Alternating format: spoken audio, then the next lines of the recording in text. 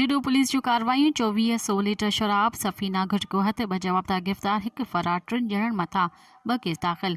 SHO जुडो मक़सूद चन्ना सब्ज़ी मंडी वटि वसीम खोसो जे शराब जे भट्टे ते छापो हणी 2400 लीटर देसी शराब बरामद करे वरितो, जॾहिं त जवाबदार वसीम खोसो फरार थी वियो ऐं पुलिस ख़ालिद खोसो खे गिरफ़्तार करे वरितो।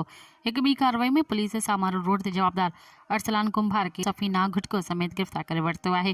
राब्तो करण ते SHO जुडो मक़सूद चन्ना ॿुधायो त गिरफ़्तार थियल जवाबदारनि मथां जुडो थाणे ते 2 केस दाख़िल कया विया आहिनि।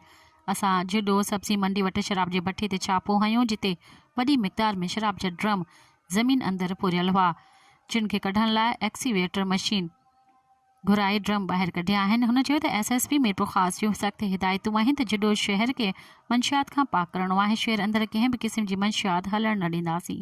मज़ीद ख़बरनि ऐं तफ़सीलात लाइ विज़िट कयो असांजी वेबसाइट www.awamiNewsHD.com ऐं ॾिसंदा रहो अवामी न्यूज़ HD।